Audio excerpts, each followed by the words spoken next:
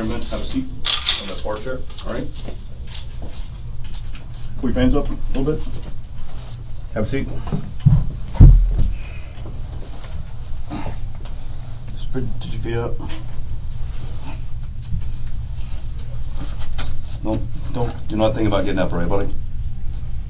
This is Nikolas Cruz, a 19-year-old who, 4 hours earlier, committed a horrific act. He murdered 17 people at his former high school in Parkland, Florida, including 3 teachers and 14 students, most of whom were 14 years old. Police broadcast a description of the shooter over the radio, leading to an officer identifying and arresting Cruz just 2 miles away from the school. He was then taken to the nearest hospital, where he was examined by a doctor. After being medically cleared, he was transferred to the local sheriff's office for interrogation. From the exact moment the subject entered the room, his eyes have remained fixated on the floor. He has held this downward gaze consistently, giving the impression that he is either in a state of shock or just disconnected from reality.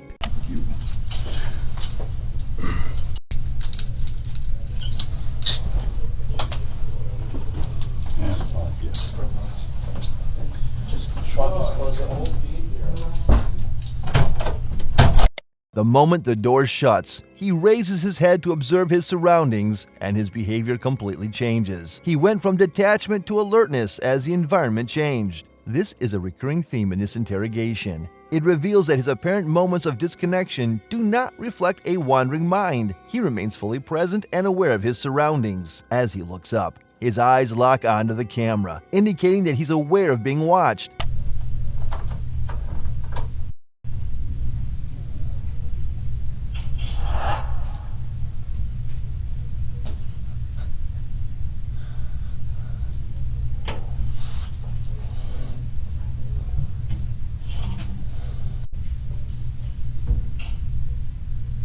These deadly thoughts may seem real at first, but when you consider his overall behavior during the interrogation, it's clear they're just a calculated act. He's trying to gain sympathy and improve how he appears to others. All right, how you doing, Nick? You all right? Gotta be able to speak so I can hear you. All right, I just need to ask you really your name and date of birth just to confirm I got it right, and then I'm going to see you want a glass of water or something. What's your first name? In this case, the evidence against the suspect is clear, and there's no doubt he committed the crimes. Getting a confession isn't necessary. What the police want to know is why he did it, which is already a complex task. However, the suspect's initial statements upon arrest have made this task even more challenging. What's going on today, bro? The demons, man. Demons? Voices. Yeah, no problem. Voices. Voices and demons? Where's the voices? What happened? Shut up. Just be quiet, man. Shut up. The primary goal of this interrogation is to cut through any deception while making the suspect think he's being supported. The questions will lead him to a specific narrative about his alleged psychosis, and his responses will be used against him. After the interrogation, he'll have more time to prepare his defense and even seek guidance from professionals, but what he says now can limit his options. There are 2 common responses from suspects like him. They either shut down and go silent and the interrogation never gets off the ground, or they explode and become hysterical and everything from that point becomes incoherent. The lead detective, John Curcio, can't allow either scenario. The first 2 minutes are crucial. He must create a positive first impression, appear non-threatening, but maintain authority at the same time. His role is to be an ally, liked and respected but not feared, at least not yet. Based on a suspect's initial demeanor, the detective can predict if he'll go silent. Preventing this in the first 2 minutes is the first obstacle. What's your first name? Come on, Nick. Huh? Nikolas. Spell it for me. Okay. Come on, I'm old. You gotta talk so I can hear you. N-I-K. O. L. Okay. A-S. And what's your middle name? Come on, man. Speak so I can hear you. Jacob. Jacob. What's your date of birth? Okay, you need to relax because I'm the last detective or policeman you're going to have to talk to. So right off the bat, that should be somewhat comforting to you to know that I'm the last guy you got to talk to. But the thing about it is, look at me, I got to be able to hear you, okay? So all I want to do is get basic information from you, and then we'll get into the, whether you want a glass of water, all that stuff. What's your date of birth? 09. January?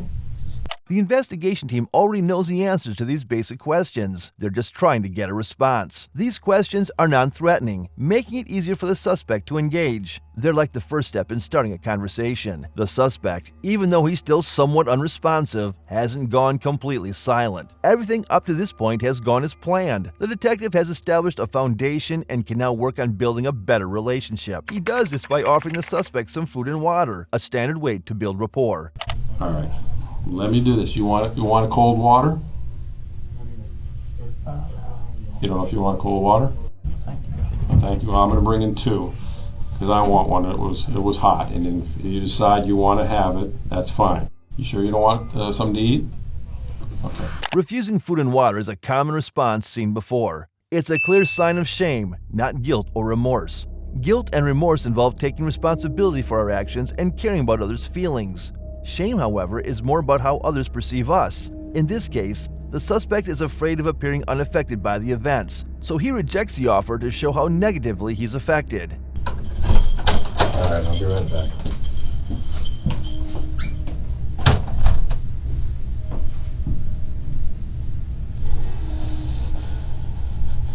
Once again, his demeanor suddenly changes when the detective leaves the room. With his head in his hands, we can only guess what's on his mind. But what happens next is extremely revealing.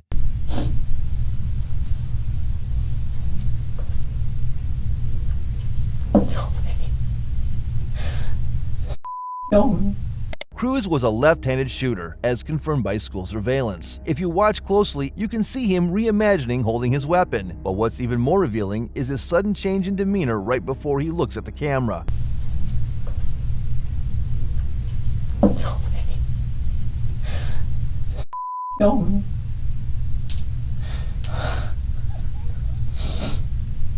His next calculated charade is to pretend to bite himself. But his jail intake photographs reveal there were no marks.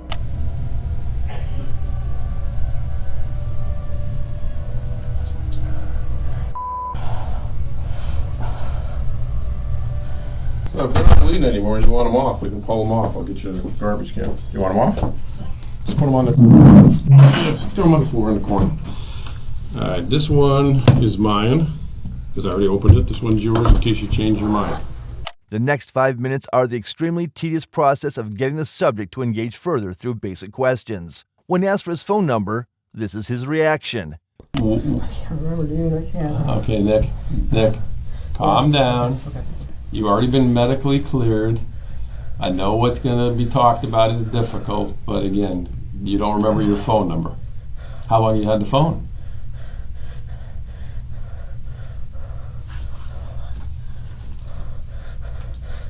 How long have you had the phone?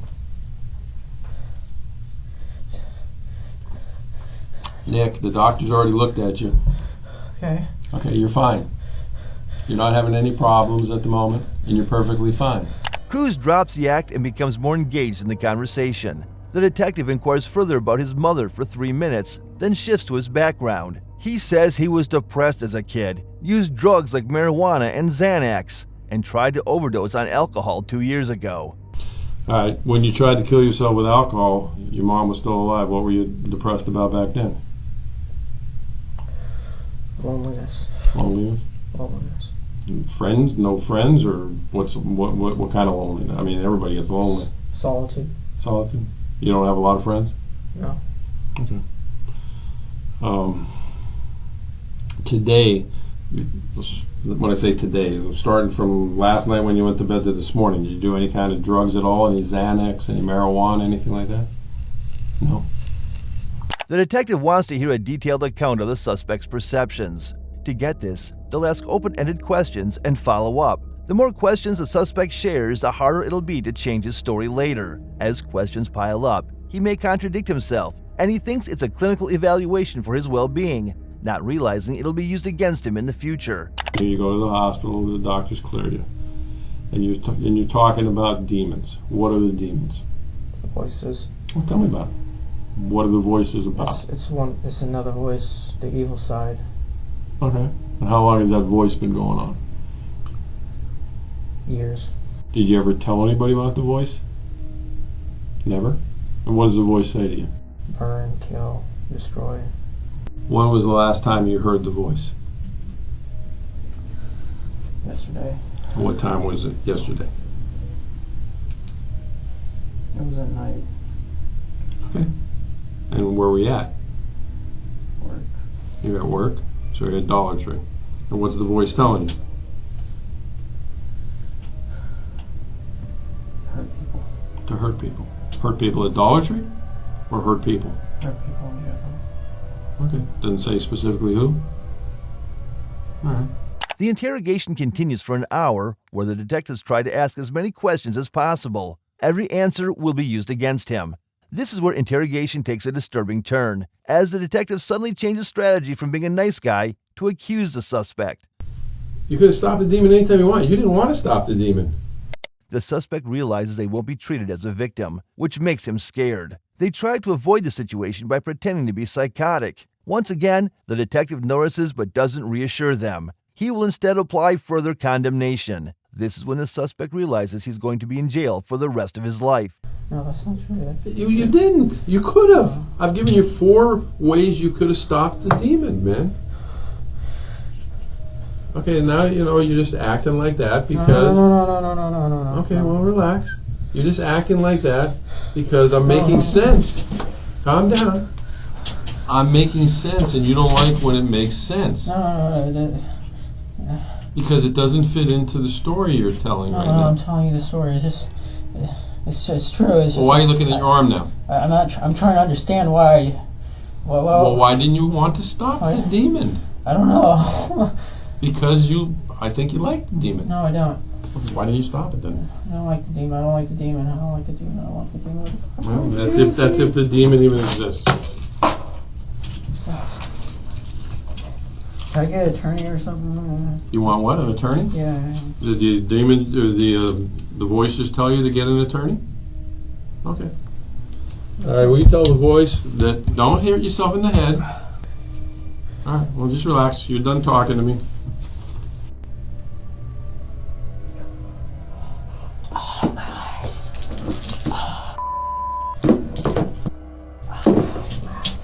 My eyes.